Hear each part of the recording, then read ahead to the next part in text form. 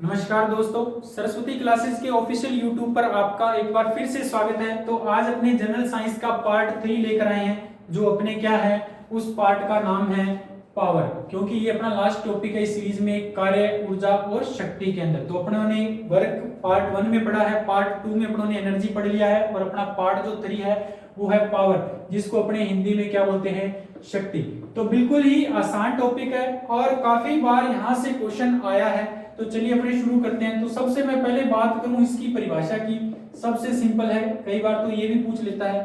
तो परिभाषा का मतलब है कि इसके अंदर क्या कहता है कि कार्य करने की दर को क्या कहते हैं, शक्ति कहते हैं। या सिंपल भाषा में कहें the capacity, the rate of work done, यानी कार्य करने की दर क्या है। दर का मतलब कि कितने समय में कितना कार्य किया जा रहा है, ठीक है। तो जो इकाई समय में जितना ज्यादा कार्य करेगा उसकी जो शक्ति होगी वो उतनी ही ज्यादा होगी। सिंपल भाषा में ये है कि जैसे एक मान लीजिए किसान है, वो क्या है, एक घंटे के अंदर, ठीक है, एक घंटे के अंदर क्या है, एक क्यारी क्या है जो खेत के अंदर होती है वो फसल काटता है। लेकिन एक किसान दूसरे वो एक घंटे के अंदर 2 क्यारी फसल काट देता है। इसका मतलब दूसरे किसान की क्या है, उतने ही समय में काम करने की जो दर है वो क्या है, ज्यादा है। इसका मतलब दूसरे इंसान में पावर क्या है, ज्यादा है, ठीक है, कार्य करने की दर को। तो सिंपल भाषा में अपने देखें इसका फॉर्मूला, तो जो कार्य करने का दर का फॉर्मूला इसके अंदर शक्ति के लिए क्या लिख सकते हैं,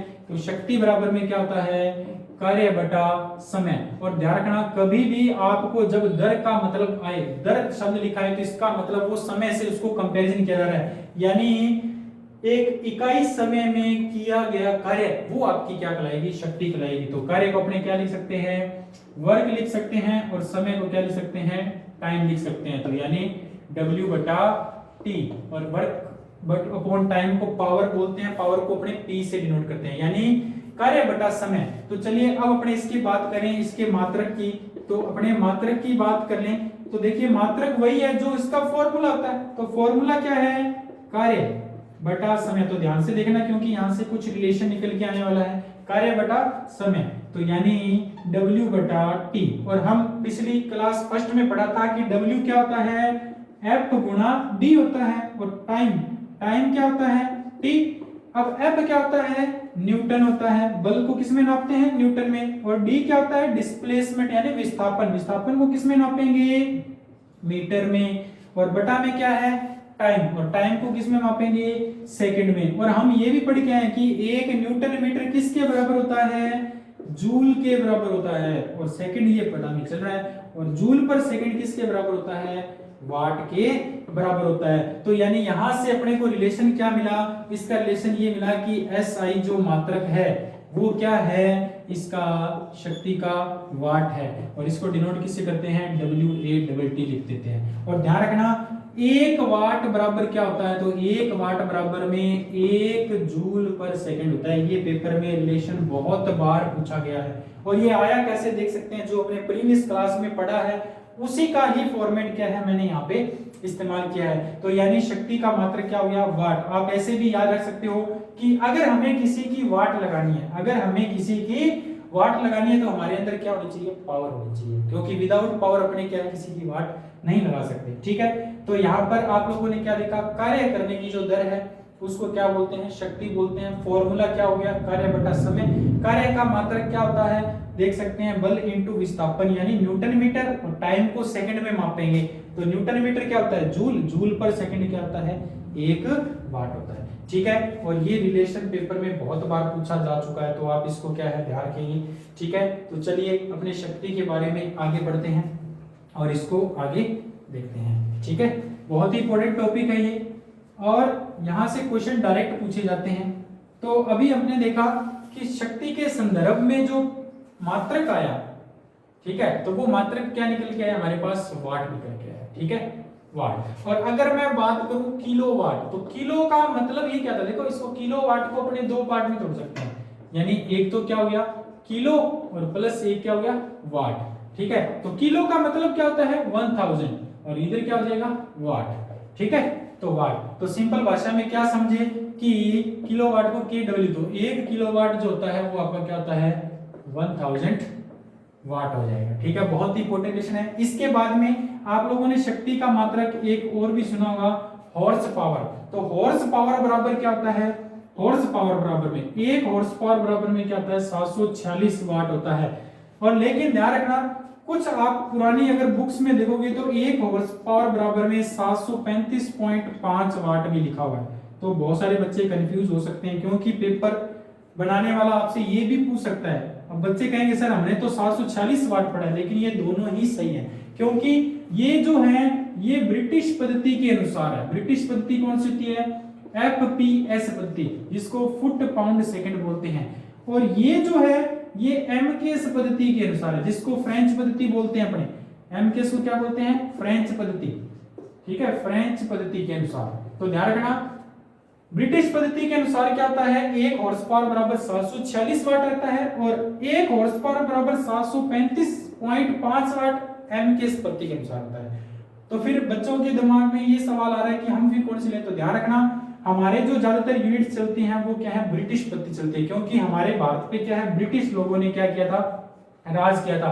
तो उसी के दौरान उन्होंने बहुत सारी ऐसी यूनिट्स, ऐसे मात्रक हमें दिए हैं जो क्या है इंडिया में फॉलो किए जाते हैं। और आपको पहली बात अगर क्वेश्चन आता है तो ये बहुत कम ऑप्शन देखने को मिलेगा, ज्यादातर 746 वाट ही मिलेगा। लेकिन फिर भी नॉलेज के लिए आपको ध्यान रखना है कि ये MKS पद्धति के अनुसार होता है और ये ब्रिटिश पद्धति के अनुसार। इसके बाद में मैं बात करूं 1 मेगावाट, ठीक है, 1 मेगावाट, और जिसको क्या बोलते हैं, MW से डिनोट करते हैं। तो 1 मेगावाट जो होता है वो 10 की पावर 6 वाट होता है। 1 मेगावाट क्या होता है, 10 की पावर 6। ये बहुत ही इंपॉर्टेंट लेसन है। 1 किलोवाट बराबर क्या होगा, 1000 वाट। 1 हॉर्स पावर बराबर क्या होगा, 746 वाट। और ये MKS पद्धति के अनुसार। और 1 मेगावाट क्या होगा, 10 की पावर 6 वाट होगा, ठीक है। लेकिन अब इन दोनों के बीच में अपन देखें कि इसके बीच में और इसके बीच में रिलेशन होता है क्या, जी हाँ। तो ध्यान रखना, 1 किलोवाट जो होता है 1000 वाट के तो बराबर है, लेकिन हॉर्स पावर कितने होते हैं इसमें, 1.34 हॉर्स पावर होते हैं। क्यों होते हैं, क्योंकि 1 किलोवाट में तो 1000 वाट होता है, लेकिन हॉर्स पावर में तो 746 वाट होते हैं। तो यानी इसका मतलब 1 हॉर्स पावर से थोड़ी सी वैल्यू क्या आएगी, ज्यादा, यानी 1.34। ध्यान रखने, पेपर में डायरेक्ट क्वेश्चन आपसे पूछा जा सकता है, ठीक है। तो ये आपको आई थिंक बात अच्छी तरह समझ में आ गई होगी, रिलेशंस हैं और पेपर में आए हुए हैं, ठीक है। इसी तरह एक मैं छोटी सी यूनिट और लेता हूं जो पेपर में सबसे ज्यादा पूछी गई है, ठीक है। तो आप लोगों ने सुना होगा विद्युत ऊर्जा का मात्रक, ठीक है, ये बहुत ही इंपॉर्टेंट है। विद्युत ऊर्जा की बात करा, विद्युत ऊर्जा जो आप लोगों ने देखा होगा घरों में अपने जो विद्युत इस्तेमाल करते हैं, तो अपने जो बिजली का जो मीटर होता है, अमीटर, तो उसके ऊपर लिखा होता है किलोवाट घंटा, KWH लिखा होता है, किलोवाट घंटा लिखा होता है, यानी KWH लिखा होता है। तो इस किलोवाट घंटा को अपने क्या है अच्छी तरह डिफाइन करते हैं कि किलोवाट घंटा क्या है। और यहां से क्वेश्चन बहुत बार आता है और बहुत सारे बच्चों को पता भी है। क्या पता है कि 1 किलोवाट आवर बराबर क्या होता है, 3.6 इंटू 10 की पावर 6 जूल होता है। लेकिन बच्चों को ये नहीं पता कि ये होता क्यों है।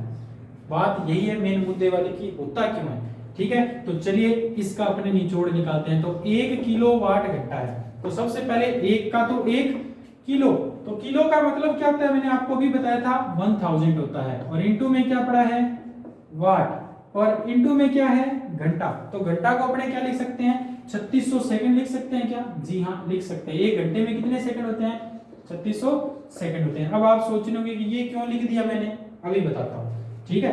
अभी देखिए ये इतना क्या हो गया, 1000 हो गया, और ये 3600 मैं इधर लिख देता हूं, और इंटू में इधर क्या रह गया, वाट, और इंटू में क्या रह गया, सेकंड। अब देखना यहां से, अब वाट किसका मात्रक था, शक्ति का मात्रक था, और शक्ति का फॉर्मूला क्या था, कार्य बटा समय। तो W बटा T नहीं था क्या, W बटा T, और इधर सेकंड है तो इधर भी क्या होगा, T। और इधर देखिए 36 और 2 0 और 3 0 5 0, यानी 36 इंटू 10 की पावर 5 0 हो गया। अब ये T से T क्या हो गया, कैंसिल हो गया। तो 36 इंटू 10 की पावर 5, अब ये क्या आ गया, W। तो W क्या होता है, कार्य, और W क्या होता है, न्यूटन मीटर। W क्या होता है, न्यूटन मीटर, और न्यूटन मीटर को क्या लिखते हैं, जूल लिखते हैं। तो जूल लिखते हैं, तो यानी 36 इंटू 10 की पावर, इसको क्या लिख सकते हैं, फिर जूल लिख सकते हैं, ठीक है। तो यानी ये किसके बराबर आ गया, 1 किलोवाट जो घंटा है 36 इंटू 10 की पावर 5 जूल के बराबर आ गया।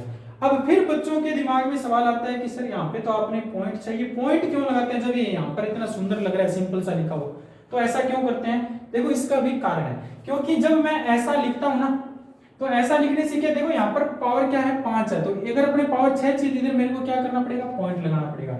तो ये 10 की पावर 6 क्या होता है, मेगा होता है। इसका मतलब क्या होता है, मेगा होता है। तो यानी मैं 1 किलोवाट आवर को 3.6 और यहाँ पर 10 की पावर 6 को क्या लिख सकता हूँ, मेगा लिख सकता हूँ। तो मेगा और आगे क्या चल रहा है, जूल। तो ये मेगा जूल बनाने के लिए ऐसा इसको क्या है किया जाता है।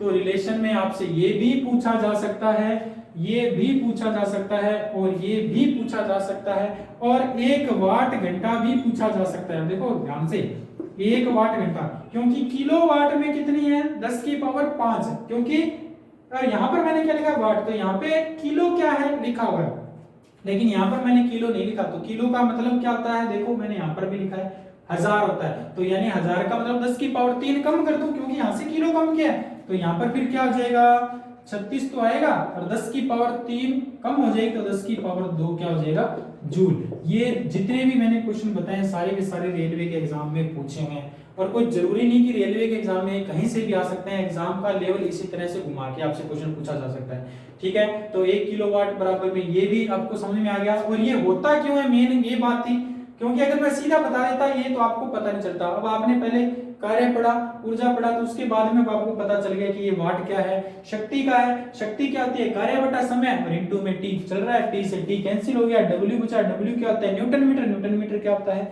जूल होता है। तो 1 किलोवाट घंटा बराबर 36 इंटू 10 की पावर 5 जूल। और पॉइंट इंटू 10 की पावर 6 क्यों लिखते हैं, क्योंकि इसको 10 की पावर 6 बनाने से ये मेगा बन जाता है, तो ये इस वजह से इसको ऐसा लिखा जाता है, ठीक है। तो आई थिंक आपको समझ में आ गया होगा। तो अब एक छोटा सा पॉइंट लेते हैं कि शक्ति के प्रकार कितने होते हैं, ठीक है। तो दोस्तों ये शक्ति के 3 प्रकार होते हैं, और अपने देखते हैं इसमें कि कौन कौन से प्रकार है, ठीक है। तो आप वीडियो को कम से कम 2 बार जरूर देखिए, आपको पूरा पॉइंट टू पॉइंट क्लियर हो जाएगा, ठीक है। तो शक्ति कितने प्रकार की होती है, शक्ति 3 प्रकार की होती है, ठीक है। बहुत ही इंपॉर्टेंट है और बहुत ही खास। तो देखिए सबसे पहले मैं अगर बात करूं कि कौन कौन सी शक्ति, देखिए एक होती है ब्रेक पावर, ठीक है, जिसको ब्रेक शक्ति बोलते हैं, ठीक है, ब्रेक पावर यानी ब्रेक शक्ति। और एक होती है इंडिकेटेड पावर, जिसको अपने सूचित शक्ति बोलते हैं, सूचित शक्ति। और एक होती है घर्षण पावर यानी फ्रिक्शन पावर बोल सकते हैं, या घर्षण शक्ति बोल सकते हैं। तो घर्षण से तो आप समझ पा रहे होंगे, ये तीनों ही आसान है। तो ये तीनों शक्ति किसके आधार पर ली गई है, एक इंजन के आधार पर ली गई है। इंजन जैसे आप लोगों ने कार, बस, ट्रक, जीप देखा होगा, ठीक है, उसी के आधार पर ली गई है। तो चलिए मैं इसको समझाता हूं आपको कैसे। इसको ये मान लीजिए कोई एक इंजन है, ठीक है, इंजन है। अब इस इंजन के अंदर अपने क्या करेंगे, पावर डेवलप करना चाहते हैं, तो इसके अंदर अपने फ्यूल देंगे, पेट्रोल या डीजल जो भी है। तो फ्यूल देने के बाद क्या होगा, इस इंजन के अंदर उस फ्यूल यानी ईंधन के दहन से क्या बनेगी, पावर बनेगी। तो पावर बनेगी, तो जो पावर बनती है, ठीक है, वो क्या कहलाती है, सूचित शक्ति कहलाती है। और इंडिकेटेड पावर बोलते हैं, तो शॉर्टकट में अपने क्या बोल सकते हैं, आईपी। और जो पावर बनने के बाद हमारे व्हील के ऊपर यानी शाफ्ट के ऊपर आती है, यानी जो काम में आ जाती है, उसको अपने क्या बोलते हैं, ब्रेक पावर बोलते हैं, यानी ब्रेक शक्ति। और कुछ पावर क्या है, हमारी घर्षण की वजह से क्या नष्ट हो जाती है, इसी वजह से उसको क्या बोलते हैं, फ्रिक्शन पावर बोलते हैं, यानी घर्षण शक्ति। यानी सिंपल सी भाषा में बात कहें, मान लीजिए ये इंजन है, ठीक है, इस इंजन में कितनी पावर बनी, 100 जूल पावर बनी, तो यानी ये क्या होगी, आपकी इंडिकेटेड पावर होगी। और 80 जूल क्या है, पावर काम में आ गई, काम में आ गई, तो वो क्या होगी, ब्रेक पावर हो जाएगी। और नष्ट कितनी चली गई, नष्ट तो होती गई क्योंकि वो किसी दूसरे में चली गई, तो दूसरे में कितनी चली गई, 20 जूल। और वो 20 जूल किस में चली गई है, वो घर्षण में चली गई है, ठीक है। तो घर्षण क्यों होता है, क्योंकि इंजन के अंदर बहुत सारे पार्ट ऐसे होते हैं जो आपस में मूवमेंट करते हैं, रिलेटिव मूवमेंट करते हैं, यानी सापेक्ष गति करते हैं, और जिसकी वजह से घर्षण होता है। और घर्षण के कारण क्या है, पावर का लॉस होता है। और हम घर्षण को लुब्रिकेंट के माध्यम से, स्नेहक के माध्यम से कम कर सकते हैं, लेकिन शून्य नहीं कर सकते, क्योंकि अगर घर्षण शून्य हो जाएगा तो फिर ये पावर क्या हो जाएगी, इंडिकेटेड इसके बराबर हो जाएगी। और ध्यान रखिए, ये जो ब्रेक पावर है, इसी को हम क्या है, शाफ्ट पावर के नाम से भी जानते हैं, शाफ्ट पावर के नाम से, ठीक है। तो इन तीनों के बीच में अगर रिलेशन पूछा जाए तो देखो बहुत ही प्यारा सा रिलेशन बनता है।